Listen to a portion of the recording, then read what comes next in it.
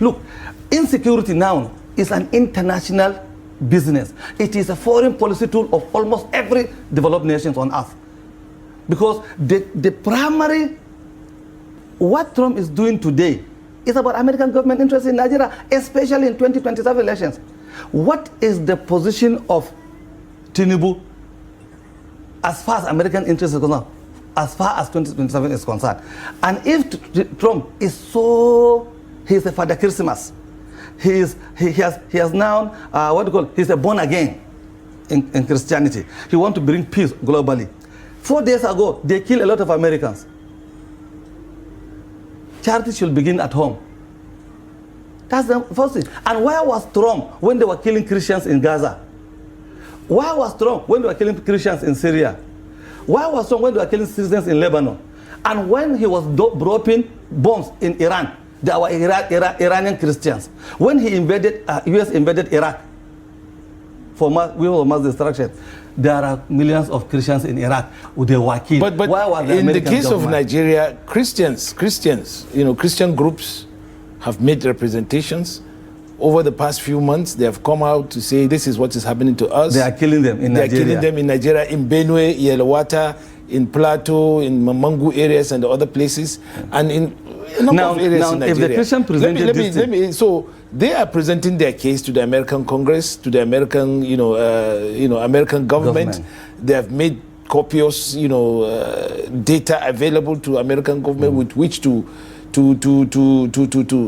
prove their case. And on the basis of that, Americans decided to take action. Now, whatever you say about it, you cannot fault the Christians. It is up to, for instance, the Muslim groups or the government of Nigeria to say, look, we are following this lock in step, and to ensure that the correct position is conveyed to the American government. Was this done? But even the Christian organization in Nigeria faulted the claim. Why should the Muslims waste their time to go and... But they should. I mean, the government says it's wrong, can't say it's wrong. That is after the fact. No. That is after the fact. No, even before this particular decision was taken that Nigeria is under CPC, Christian Association of Nigeria said it's wrong. Government of Nigeria came out, gave out this statement that it's a lie. It's true. There are Nigerian Christians who say it's a lie. I have a lot of Christian friends. Some of them are my neighbors. Some of we grew up together from primary school. They say it's a lie. It's just an American way of invading countries. And I can assure you, look, we are not as volatile as Afghanistan. We are not as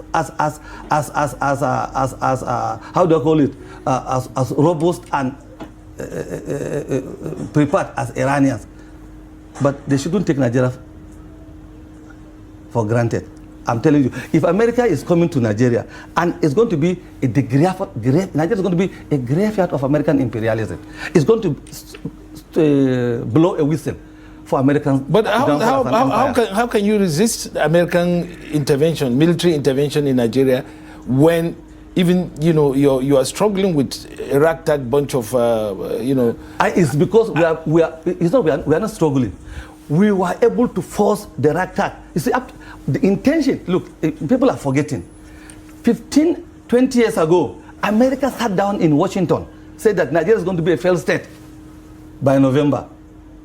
You remember that? Yes. We disappointed them. It couldn't, because they wanted to do North-South crisis, Muslim-Christian crisis. It couldn't work. Now, Obasanjo came and fought that battle. Umar Yar'Adua came and neutralized it. And what happened? They created Boko Haram. They created the ISWAP. They created this, so that what they could not achieve to rule Nigeria, they are going through the now, from moving from country of particular concern to the direct threat of military intervention in Nigeria, as stated by Trump, and also by his defense or war secretary Peter Hegseth, that look, we are going to come in to protect Christians, to protect the Christian population in Nigeria. What are the implications for Nigeria? Because how do you imagine, and what are the implications for Nigeria when this thing happens? The only thing I can say is that, is there a country that America entered to protect a certain interest, and those interests were protected. I am challenging anybody in the last 100 years. There is no single country on earth that America went into for the purpose of humanitarian or to pursue another interest. And the interest in the for the benefit of those particular citizens, there is none. There is no history. There is no record in history to tell that if America enters your country and they settle down and the next thing you begin to have peace and stability, the next thing they give you economic this thing, you get economic prosperity. It has never happened. But there are some Nigerians who are actually happy, who are jubilating about this, and they are saying, look, it's about time that somebody, you know, some power came into this country to sort things out, because it appears that we're having a failing government. Why? What do you make of that? You see, those people, you are a Nigerian, I'm a Nigerian. Those who are protesters are Nigerians. If we say that the federal government is not working, this Nigerian project is not working, we are all Nigerians. Those who are jubilating, go back to their states. Is their state working? Is their local government working? Is their village working? Is his family? There is a statistical record, there is a result on research that says that 79% of Nigerian families are doing worse than Nigerian project. That is to say, Nigerian project, as bad as Nigerian project is not working. It's a colonial project, it's a colonial creation, it's not working, it should be disintegrated. It's better than 79% of Nigerian families. Those who are celebrating in Nigeria are worse than the Nigerian project. So if they want America to go, did America solve her own problem in America? Don't forget that there are some states now, they are under what we call in Nigeria state of emergency. Trump sent federal guys, securities, to intense securities in those states. And it's against the constitution of those particular states. It's even against the constitution of the American constitution. So, but the question is, if America comes, who is going to benefit in Nigeria? America. But some are saying that, look, what Trump is doing is not about you know, protecting Christian interests. After all, he himself doesn't behave like a typical Christian. He's not like he's practicing and Christian. That what the Americans are looking for in this country are something greater, better. Their own interests. Yeah. What are those interests by your own assessment? Three things. Number one, to stop Tinubu from becoming president in 2027. Really? Yes, because Tinubu... Are you sure on that? I can swear with my Quran. Because Tinubu was among the people that contributed money to give it to Kamala Harris for her campaign. And Trump has vengeance. He will never forgive that. Look, what Trump is coming to Nigeria to do is not about Nigerians, Christians, or Nigerian Muslims. It's not about Northerners or Southerners. It's why did Tinubu, through France, mobilize? He's not alone. There are a lot of international presidents, including Macron, that mobilized money for Kamala Harris, because they knew if Trump becomes American president, there's going to be a problem for the whole world. That's the first reason. Trump is getting back at Tinubu. And look, because Tinubu is quiet, meek, gentle, and humble, if you put your fingers into his mouth, he is not biting you. Doesn't mean that he can come and roughshod over Tinubu. Tinubu can fight back. That's number one reason. Okay, reason. Yeah. The second reason is, look, is the American stronghold in the Middle East is getting away, slipping away from their fingers. They needed another stronghold of energy resources. What stronghold are you talking about? The oil. In fact, as it is today, if people don't know, let me tell them categorically on this platform that the Arab kingdoms now are facing the greatest challenge of their lives. There are inside what do you call it, storms brewing politically, because the common men are tired of those kingdoms, and it's only America that is holding them. And America's intelligence has shown that they cannot keep on holding these people in the next 10-15 years. So they will have now turned to new areas. Yes. So Nigeria is a very hot spot for them. Nigeria, Angola, you understand? Algeria. These are some of the areas that they are looking at. And I can tell you, some people are saying that, at energy experts all over the world are saying that the oil reserve in Nigeria is far more than any other Arab country, because it is energy policy that they are saying that Nigeria is beneath those particular Arab kingdoms.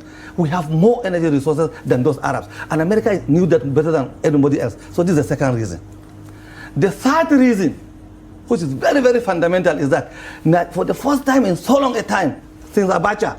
Tinubu was the first president in this country to look away from the Western world. In fact, France is the only friend Tinubu had. And France, Nigeria is not dependent on France. It is France and Macron that is dependent on Tinubu and Nigeria now. Really? Yes. If you are a follower of international politics. But the French are having a lot of problems in their former West African colonies. That's why they are looking at Tinubu as a way out. Because Nigeria can directly or indirectly be able to bridge the gap. What they are losing in the Francophonie, Nigeria can bridge that gap for them. And Tinubu is trying his best. No, but okay, some people are saying that, well, the American president, that's Trump, was recently disgraced by Chinese when he went to discuss some, yes, in Seoul, in South Korea, and that satellite images and reports have indicated that Nigeria has large deposit of lithium and rare earth minerals. Yep. And that, because of the need by American industry to have such minerals, Trump is also using this as an excuse to come into Nigeria and to ensure that these minerals stay in American hands and not go to the Chinese or the BRICS countries.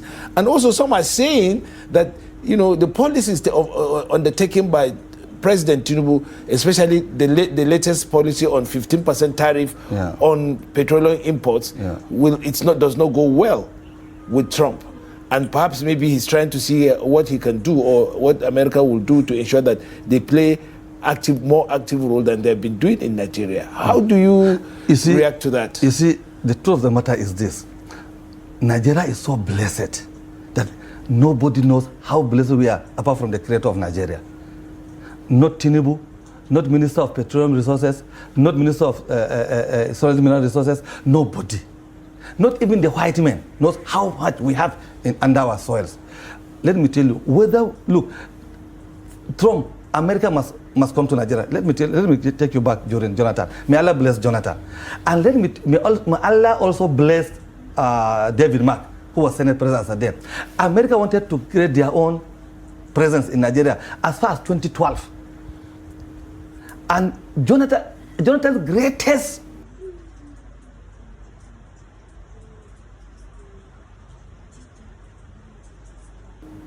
sin why America wanted him out under Obama was that he refused to allow America to have her own base in Nigeria, courtesy of David Mark. Number two, the same National Assembly advised him not to allow the LGBTQ bill to be factualized in Nigeria. But Trump is not somebody who is supporting Obama, the LGBT. So if I'm telling you history under Obama. Now Trump is interested in having resources in Nigeria, not only in Nigeria, almost all over the world. And Nigeria is a special interest. And if Trump is a practicing Christian and they're using American bombs, American rifles on Christians in Gaza, churches were bombed in Gaza, churches were bombed in Syria, Christians were massacred in Syria, in Lebanon. And he was talking about Christians in Nigeria. Khan in Nigeria came out and said that it's a lie. Christians are being killed, Muslims are being killed. In my village, when the bandits come, they don't look at Christians or Muslims, they kill or they kidnap. There is no differentiality, there are no differentials there. So American force, American interest is what is pushing them to Nigeria. And I can assure you, if they come, it's not going to be business as usual. Let me tell you, if you read Frederick Lugard's book, The Dual Mandate, in one of the chapters, he said, the greatest strength of this nation is its unpredictability. Nigeria is unpredictable. So, but let me just take it from there. Exactly. Well, since the independence of Nigeria, we've never faced a situation where America, has made direct threat of military intervention. All along, it's been a matter of, veiled threats and, intelligence estimates and all that. But we have a situation now where there's a direct threat of military intervention in Nigeria, and with the unpredictability of President Trump, it's likely it's going to happen. So how prepared are we, and how prepared are we to cope with this eventuality? You have two questions. Apart from rhetorics, let's see the practicality of it. There are two questions in these statements. One, historically, this is not the first time they are giving us direct. The only thing is that the first two direct threats, they met leaders on ground. They met General Murtala Muhammad. Remember Gerald Ford's letter to General Murtala Muhammad that he published? Yes. Gerald Ford, go to hell, America shut up. It's a direct threat to Murtala Muhammad and Nigeria. Murtala called their bluffs. Abacha called their bluffs. And so how prepared are we? If the government is not prepared, Mr. Ilyasu, I can assure you that Nigerian citizens are prepared for America. How? Just tell me, apart from rhetorics. Apart from just rhetorics. This is national secrets. It's confidential. America will not tell you they are coming with this. It's their secret also. I can assure you, if America is coming, tell them. As far as Nigerians are concerned, not Nigerian government, not Nigerian state, not Nigerian president, not senate, not ministers, not governors. Nigerian citizens, not me and you that are sitting in this studio talking.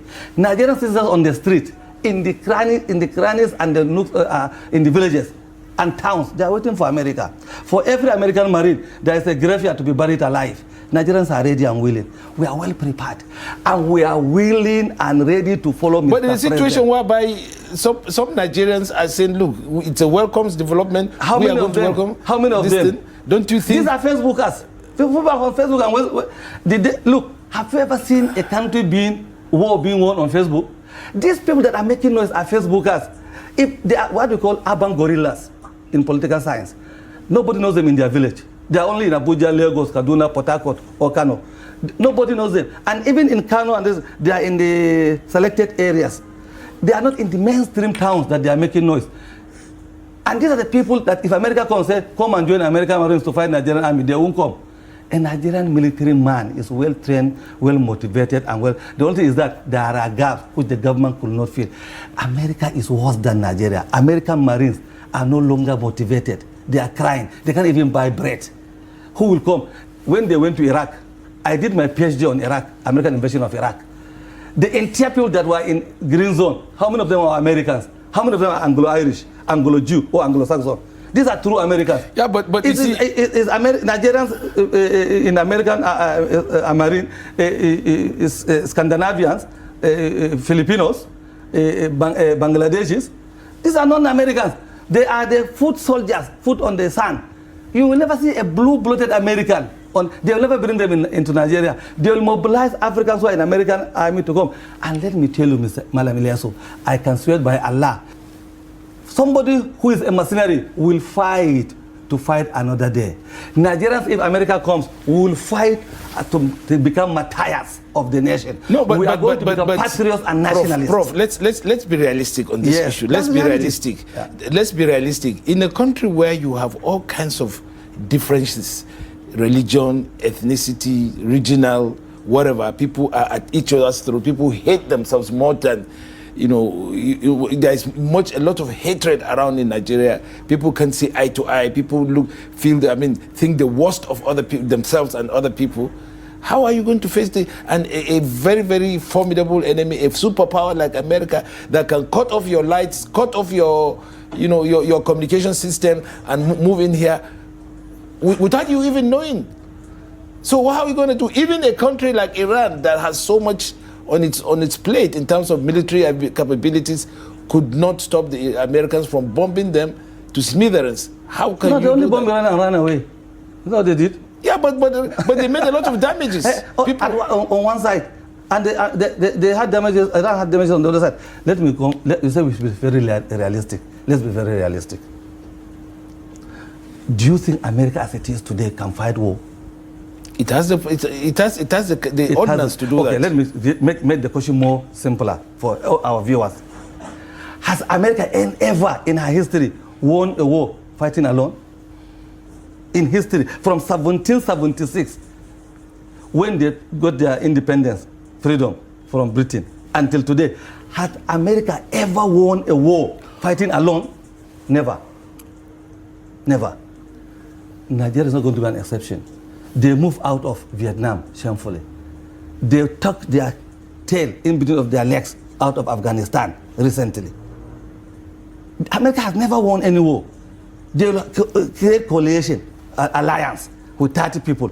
But who will follow them now? And let me tell you, and this is not like before. We have China will not look away when they're destroying Nigeria. Russia will not look away when they're destroying Nigeria. Nigerians will not look away when they're destroying Nigeria. And Americans themselves, they are war weary. And look, if you read military politics of today, American Marines are tired. And you cannot win war by just dropping bombs. You must be on the sand, on the land. Why are they going to have their own military bases? In the situation where you don't have diplomatic assets on ground in America, you don't have an ambassador, you have not had ambassadors. I mean, Nigeria has not had ambassadors for the past 2 years. And, you know, if people are saying if we'd had ambassadors, we could at least have, you know, kept track of this development and, put our ambassador and our diplomats on track to go and discuss and make sure that these things do not get to the point where it has gotten to now. How can we now resolve these issues with the Americans? Do we go the hard way or the soft way, or are we going to mobilize? We are going to do some damage control through some diplomats, seasoned diplomats and statesmen of us. What would you recommend us to do in this situation that we found ourselves, diplomatically and whatever? Since military is a matter of here, not here or there. You see, as far as I'm concerned, there is Nigerian embassy in Washington. Even with that, there is no ambassador there. There is Nigerian embassy. Yeah, but then you know that in diplomacy, if you don't have a very, the head of the... that's number one. Number two, I'm 100% sure there is American embassy in Abuja with ambassador. Yes. So if the United States government wants any information, vertically or horizontally, why should you expect American ambassador in Nigeria to carry your case? Why can't you have an ambassador in America to... There is somebody who is superintending Nigerian... Let me give a fundamental question. Must a country have embassy in another country? Of course, yes. In a country like America... No, America is... Look, if I'm president of Nigeria, I cannot have embassy in America. It's my choice. And they cannot force Nigeria to send ambassadors, because if Mr. President, based on intelligent information, based on economic reality, based on this, based on that, realize that sending ambassadors across the world now is not good for Nigeria and Nigerians. So be it. If it is good, it's good for the government. No. I think it is necessary for us to have ambassadors in very important countries like America, like Germany, like UK. Why? We need to, because we have a lot of trade, security, and all kinds of relationship with them. And issues like this too. Because if we had an ambassador, look, you have a Sadeeque Abba Bl0ws who is not of full ambassadorial level. He cannot take a decision on behalf of Nigeria. Of course he can't. Thank you very much. And also, don't forget, no foreign country would really take you serious if you don't have a full ambassadorial position, because they will believe that a Sadeeque Abba Bl0ws is not of commensurate... Why do you want foreign countries to define your seriousness? No, why? You have to... on this issue now... I am Mr. President. I say my Sadeeque Abba Bl0ws is my own representative in your country. Must I send an ambassador? But by diplomatic conventions, the Sadeeque Abba Bl0ws is just... diplomacy? Is there? The conventions are there. The convention, I'm following the convention. I don't have the economic means to send an ambassador. Do you really believe that Nigeria should not have an ambassador in Washington? Why not? Now that we are having this issue? Why not? Why not? No, I don't think so. I don't think Nigerians will agree. This is not Nigerian government's opinion, Mr. Ilyasu. This is your personal opinion. Even myself, I'm giving you my personal opinion, not government opinion. We are not private to why government is not sending ambassadors. Did we ask our government? Not just even America. For the past 2 years, we've not had ambassadors. That is good for Nigeria. Practically in diplomacy, we are just... What has stopped because of that? Nothing. This issue has come up. If you put 100 ambassadors in the Nigerian embassy in Washington, Trump will do what he did. It won't change anything. Yeah, but what would it change? What would it change? It won't change anything. It has not changed. Why do you say that? Because now Americans are now threatening to intervene in our country. They are going to gather all the necessary support and momentum to come into Nigeria. We don't have a person there to be able to look at what's happening, to engage American, politicians and American lobby groups to be able to see, to at least persuade, the American government. America is a country of lobbyists. It's a country where you get your way through lobbying, and we don't have a representative of Nigeria in that don't say so. jurisdiction. We have an embassy with staff with full diplomatic. Full is your own definition. It's not the definition of a government. And who told you that we must run our embassies based on American wills and caprices? We must run our embassy based on British wills and caprices, and an old lady like British, or a dying empire like America. Look, we have our embassies all over the world with that ambassadors, and yet things are going on. Are we fighting with Russia? Are we fighting with China? Are we fighting with Nigeria? Are we fighting with South Africa? We are members of BRICS. We are members of United Nations. We are members of African Union. So we don't have ambassadors in those countries. Yet things are being done. Nigeria must be sovereign. We must define how we do things, why we do things, and where we do things. That is sovereignty. We must be sovereign both internally and externally. So we should not allow, I can assure you, if you give 100 ambassadors to America, 2 per state, and apart from those who are in the United Nations in New York, Trump will do what he did without any apology. So I bow, I respect, I doff my hat to President Tinubu. There is no need to send ambassadors to go and do what are the economic benefits of Nigerian in effect, you are recommending that we shut down our diplomatic missions? Yes, we shut down until we say that it is necessary, it is beneficial, it is valuable to us. So what about follow-ups? President Tinubu has gone to do some sign some agreements, some issues with some countries. There are some staffs at the embassies. It doesn't have to be ambassador.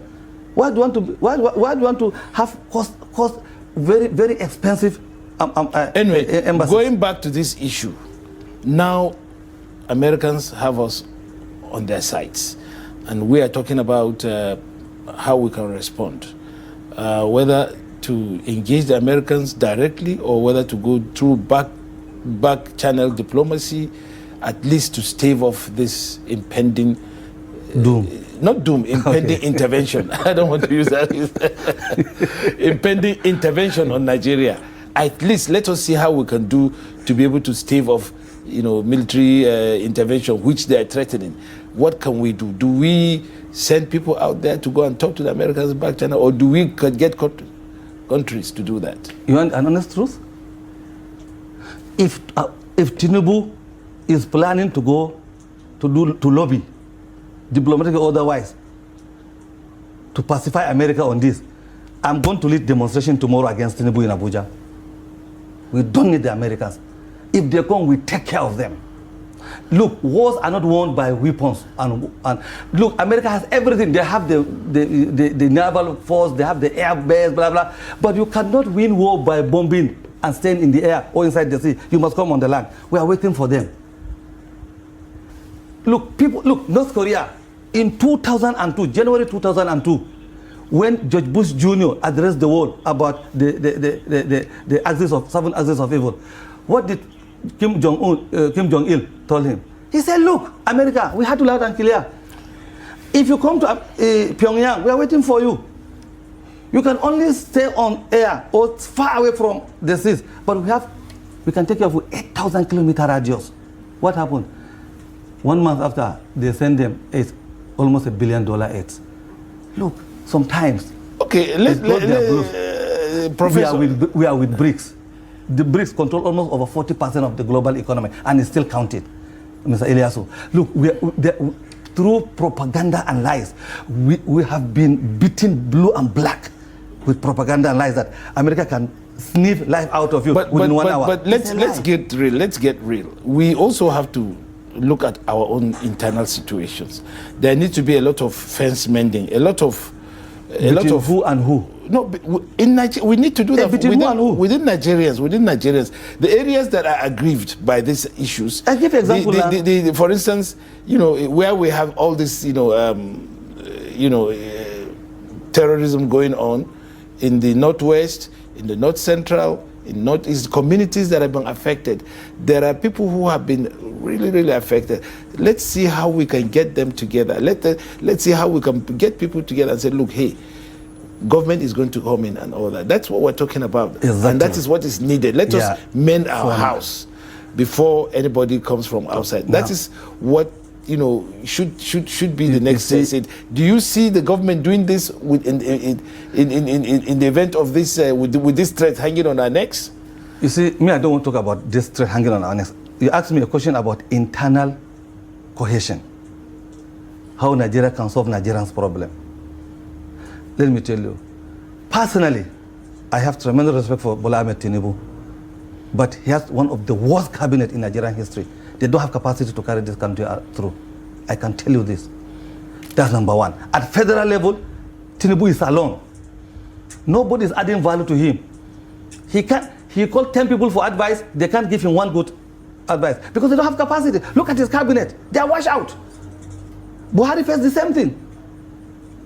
No governor in Nigeria is performing above average.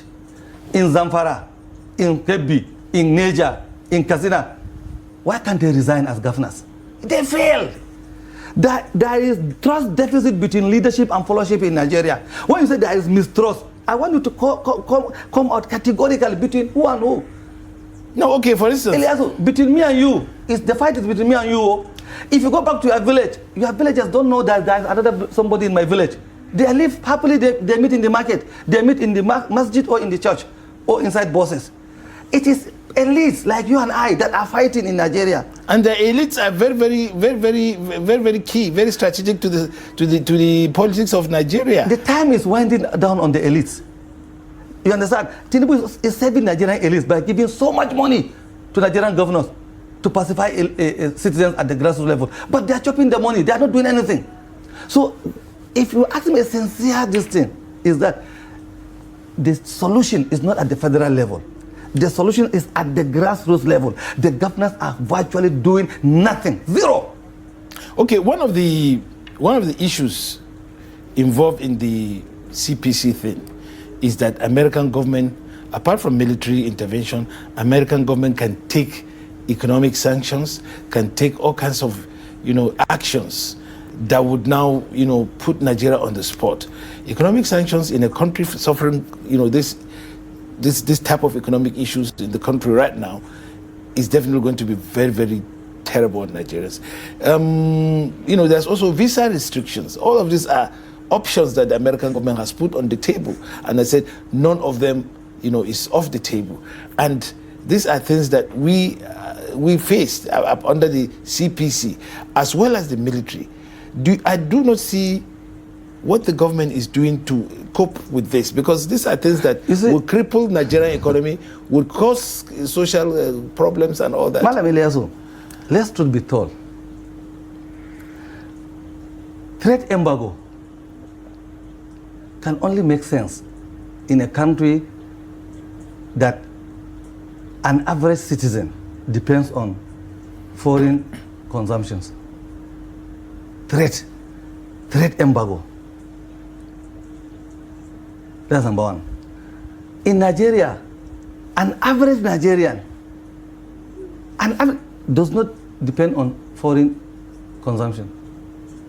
How can American trade embargo on Nigeria affect somebody in my village under Mountain Cameroon in Adamawa State, who has hardly even have access to Coca-Cola, which is an American brand in Nigeria?